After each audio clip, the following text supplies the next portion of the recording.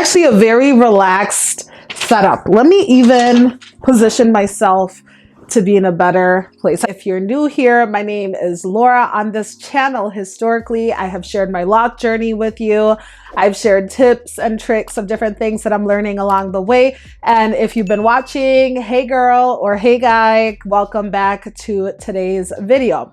If anything stands out to you today, I would encourage us to engage in the comments. You guys are amazing and awesome. You ask really great questions, which I really appreciate. And if this video resonates with you and you find the information helpful, give this video a thumbs up. So let's get into the important piece of today's video. So I've been looking at a lot of the questions that come through in the comments about two-strand twists, and I'm so excited that so many people are willing to start their locks with this method. I honestly didn't even know this method existed until I started my lock journey, which I'll get into in a little bit. In today's video, I am going to be talking a little bit about my journey starting with two-strand twists. I've had my locks for approximately 3 years now. Started them with two-strand twists, and I have about 154 to 156 locks it's looking like right now, because I've split some and combined some along the way. So we'll dive in. I'm just going to share a little bit about what I've learned along the way,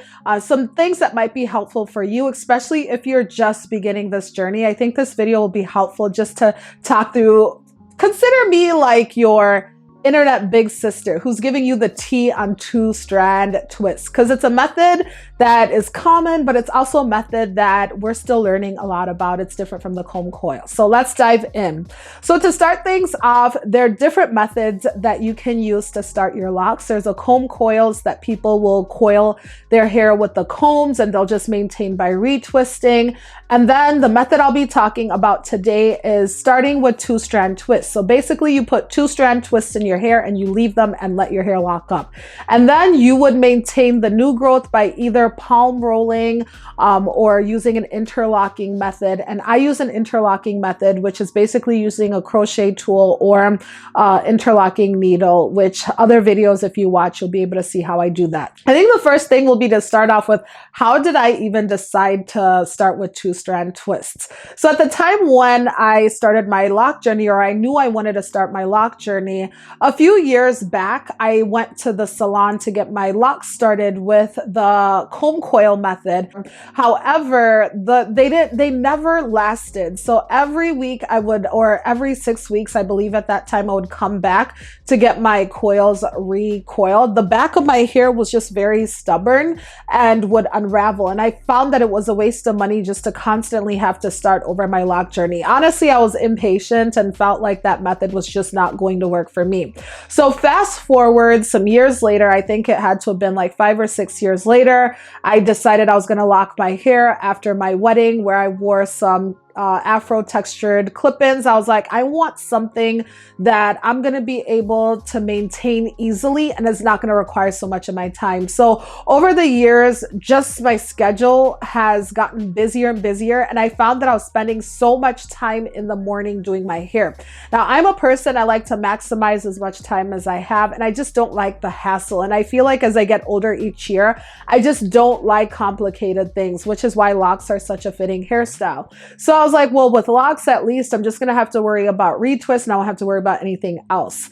Now, the condition of my hair before I started my locks was I had natural hair, but the front of my hair had heat damage over here, which I'll show you in a little bit, because that has been an interesting twist to my journey as I go forward with chopping off those heat damaged ends and trying to make sure that those locks catch up with the rest of the locks and lock accordingly. So I had my mom at that time install two-strand twists. There was no method to it. So these days we see online where people have the perfect grids and people have a method to it. I even saw a lady who used a tape measure to measure each square parting as she was going through her hair for the consistent look, which I love it. I'm all for it. I love to watch it. I love those ASMR videos of people just showing their grids and their scalp and everything, but that was just not for me. And we made it very user-friendly. We just installed the two-strand twists and I kept it moving. Now, some things I noticed as I had the two-strand twists, and I'll say, okay, so one reason why I wanted the two-strand twists was because I wouldn't have to worry about the unraveling, which which unraveling happened, but not as much as it would have happened with the comb coils. And I wanted a style that looked like a style. So as you know, the locking phase, there's a point where things get frizzy because your hair is trying to lock. I wanted a style that I could just wear around without having to worry too much, which at that point, I don't think that was the best thing to worry about because your hair will frizz up regardless. But in my mind, I thought 2-strand twists, it'll just look like I have 2-strand twists in my hair. So the experience of having them the first time, of course, you feel like a washed dog because 2-strand twists, when you first install them, especially if you don't have a lot of hair and you don't have thick hair, it'll look like you literally have 3 pieces of hair on your head, which is exactly what I look like. If you're interested in seeing what a lot of these images look like, I have another video where I talk through my lock journey where I actually have videos, but this one I just wanted to be interactive. I literally look like I had 2 pieces of hair on my head, and I used to get creative about how I would style my hair to make it look like I had more volume. So I would push my hair over to the side and pin the back and work with what I had on this side just to give myself a little bit of something. My hair couldn't quite fit into a ponytail at that time. I would utilize headbands. I would put them around that way, and I would also braid across my hair and just leave the hair in the back. So in the beginning, it was just getting used to feeling like I had nothing on my head and that I had barely any hair. But that passed because after about, I would say 4 or 5 months, my twist started to thicken up a little bit. I would say I started to have some weight. Now, an important part of that phase is just to stick with it, and less is more. And I find that for people who are transitioning into having locks, you really have to get used to not doing much with your hair. Because when our hair is loosely natural, we want to be doing a lot of different things. We want to be styling. We want to be doing something, but it feels like it's not real when you don't do anything with your hair, when you just let it be. And that's simply what you're doing. You're just letting your hair do what it needs to do. Now, there is a misconception that people say, oh, you don't wash your locks when you have locks, which is a lie. You can maintain clean locks, and you should maintain clean locks when you have locks. The main things with this phase is making sure that you're limiting the amount of product you're putting on your hair and that you're not doing so much. You really want to give your hair room to do what it needs to do. So that's exactly what I did. I started experimenting with products here and there. The more important things that I was concerned with is keeping my hair clean, one, and keeping my hair moisturized. I'll talk about the products that I use moving forward in a little bit, but those were the important things that I kept in mind. So I would spritz my hair with water for the longest until I came to YouTube, and you guys came through for me. You introduced me to aloe vera juice and rose water, which changed the game for me. I wouldn't say that my hair is too dry, but it can get dry. I'm in a drier climate in the winter months, so that usually requires that my hair has more moisture in it. It needs help, and I just find that keeping my hair moisturized just helps it retain length and grow, which we'll talk about again in a little bit here. So I'm seeing months go by, and I went to get a retwist. Someone did a retwist for me. I wasn't too happy with the end result because they use product in the front, and I learned that my hair just can't handle product as much because I would end up with a product at the base of my locks, and I didn't like that. I really wanted this to be a very, very, very easy, low maintenance journey. So then I started learning how to retighten my locks by myself using an interlocking needle or interlocking tool. And that's when my YouTube channel started. I wasn't finding content that would share the different experiences that I was having. So I was like, well, as I learn, I might as well just share what I'm learning. And this happened during the COVID year where everybody had all the time to do a lot of different things. So that's what I did. Took my journey to social media, or YouTube, I should say, and just started sharing with you all the different things that I was doing and I was learning. And I've grown and learned a lot throughout the process. Even my presentation of what I'm doing has changed. I've gotten more comfortable with talking to the camera, but learn how to self retighten. We'll just watch videos and do it. Honestly, the best way to learn is just to do it. You can't wait till the day you understand it or get perfect at it. You learn through making mistakes. I've had holes in my locks, as I've mentioned in other videos. I've joined locks together. I've done everything you possibly can do wrong, and I've learned from the things that I've done wrong. And I feel pretty comfortable because I feel like I just took that control back, where I didn't have to rely on somebody else to maintain my hair. So whenever I feel like I need a my hair to be interlocked, then I'll go and do it myself. If I feel like I need someone to do it, then I get to make that decision. Basically, I'm not dependent on someone. So I maintained through interlocking my locks. And at first I started with, if those of you that have been with me since the beginning, I used to say I'm only going to interlock my hair 4 times a year, because I didn't want to do too much with my hair and cause any tension, cause any thinning of my locks. And that worked out well because my hair was slow growing in the beginning. Honestly, for the first year, it felt like nothing was happening to my hair. Now, looking back at the changes, at the pictures, I can say that there were changes, but when you're in it, I feel like when you're waiting for your locks to lock and when you have starter locks, it's either your hair is locked or your hair is not. I feel like we don't pay close attention to the in-between, like the budding and when our hair is getting thicker, or even the length that we might see. I think year 2 is when I really started to see, oh, okay, my hair does not look like twists anymore. Now it's actually starting to fade. The pattern is starting to fade. So in the beginning with 2-strand twists, you really have to be okay with your hair looking like you just are not doing anything to your hair, because typically 2-strand twists, people like to keep them neat, try to keep them a little bit more cleaner looking. But when your hair is locking, you're doing the exact opposite, where you want your hair to get frizzy, you want your hair to start matting up so that it can lock up. So as I went through, I learned the importance of using a clarifying shampoo, because locks do cling onto whatever is there. So in our environment, when we're walking across places with fumes, our locks hold on to those things. And I really wanted to make sure that my scalp and hair was clean. So the importance of scalp care was heightened, because you can't have unhealthy scalp. You can't have scalp that's not taken care of and expect to have growing healthy hair. The scalp is really the foundation.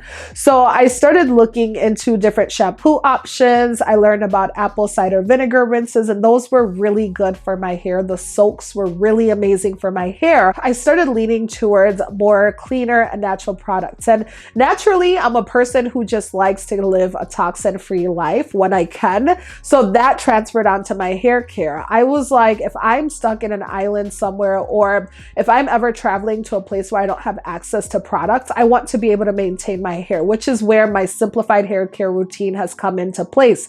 So year 1, nothing is happening. Then year 2, as I'm washing my hair, I start to feel weight. So there's a time when I washed my hair and my hair wasn't just like sticking up like this with a 2-strand twist. It actually dropped, and I would start to feel that weight. And I was like, oh, we're actually headed somewhere.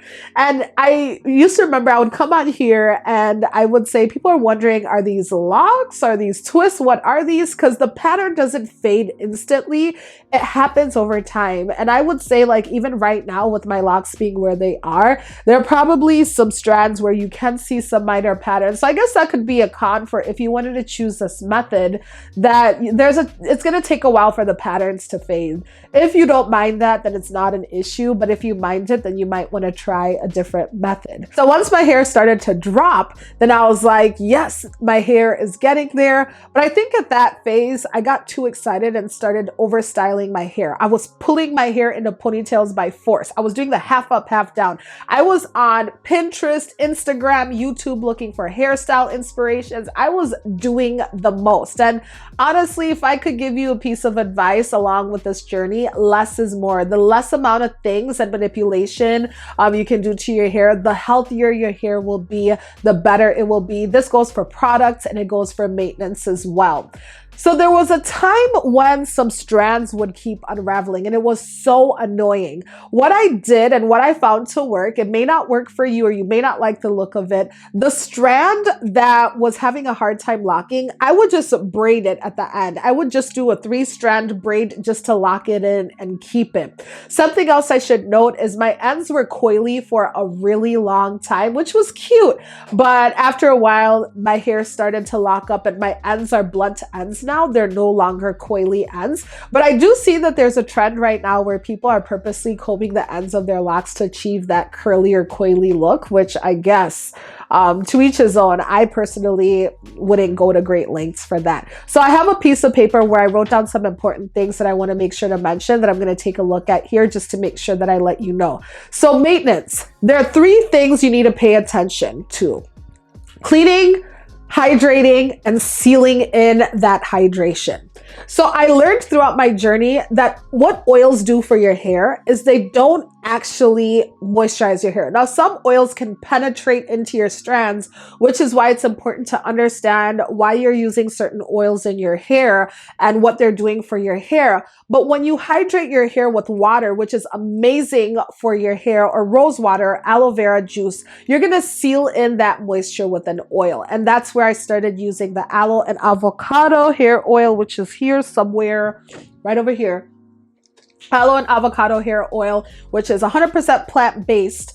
I started just mixing different oils, and they were light oils that would not have buildup. When you have locks, you cannot afford to have buildup in your hair. You actually want to stay away from products that will cause buildup. So if you're using things like conditioners, there's a likelihood that you may have buildup in your locks. If you're using thick moisturizers, if you're using shea butters, you want to stay away from things that are heavy. Your hair will grow. I'm going to unravel my hair so you can see what it looks like. I think it's important for, maybe I should have done this in the beginning. So this is the length of my hair right now. I should show you the back, how it sits. So this is the length that I'm working with. If you've ever cut a lock, sometimes you will see what ends up in the middle of our locks when you use too much product or too many thick products. It's not pretty. There's a lot of buildup that builds up. So you want to do your best to try clean your hair as often and as best as you're able to. Then next, you're hydrating. Water, you can really just use a water bottle with water and make sure you're misting your hair. And I do the most with this because this really has helped my hair to maintain its moisture and have length retention. Then I continue on with an oil. I go on my scalp because sometimes my scalp can be dry, and I just find that the oil helps with it.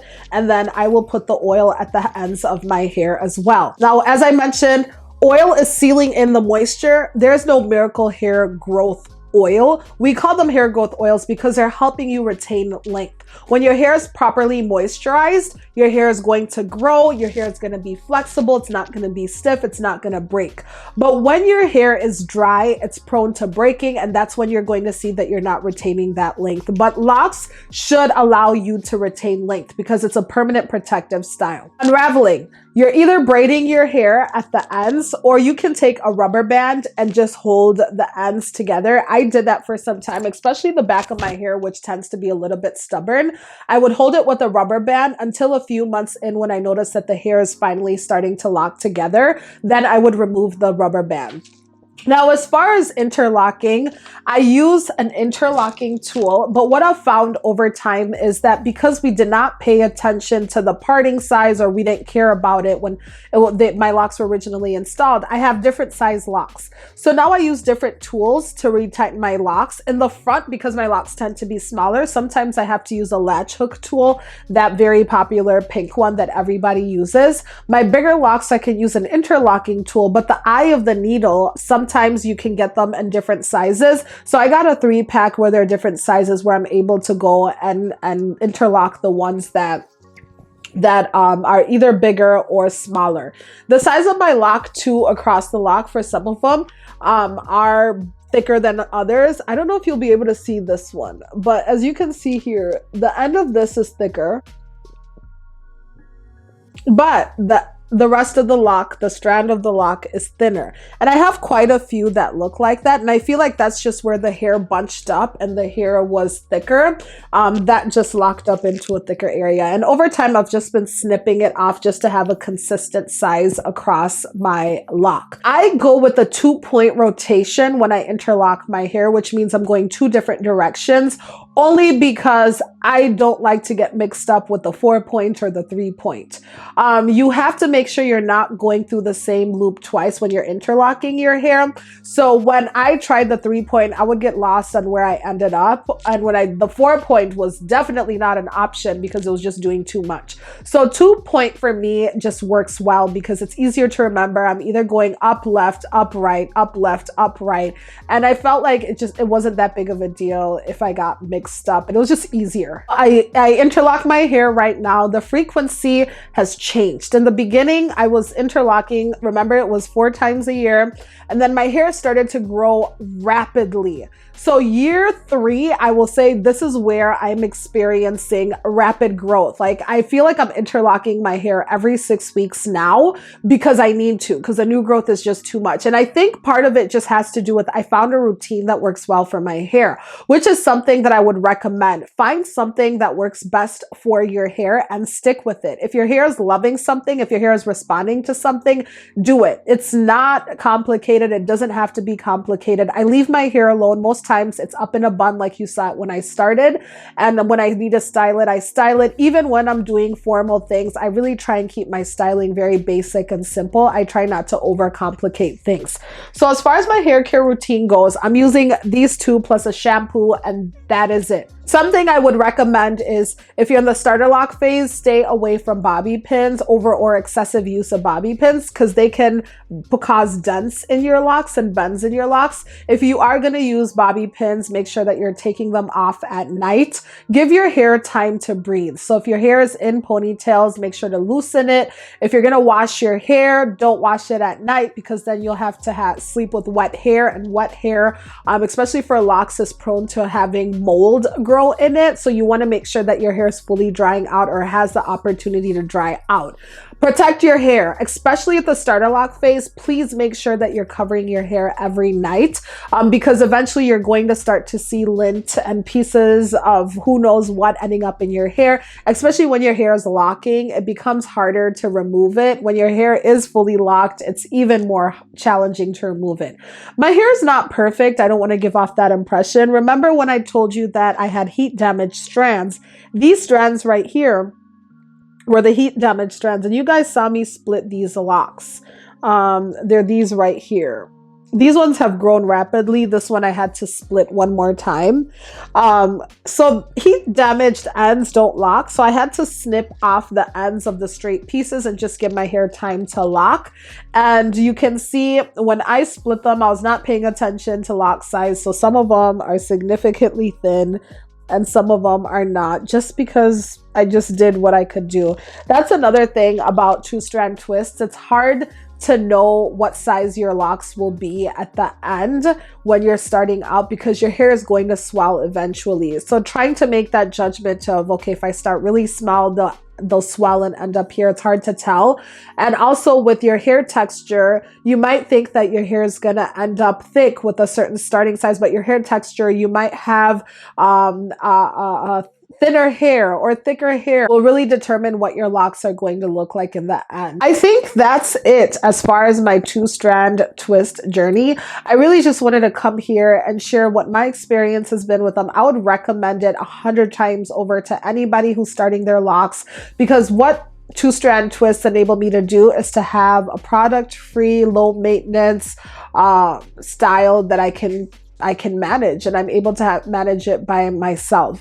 If there are any questions that you might have about maintaining 2-strand twists, maybe the downsides of it, I don't know if I talked about that a little bit, but honestly, I love it. I feel like I'm going to have a very biased opinion. We can continue the conversation in the comments below, but I thank you so much for watching this video today. If you are still considering subscribing, I would say go ahead and hit that subscribe button for more content like this. Well, thank you so much for watching. I will see you in the next video.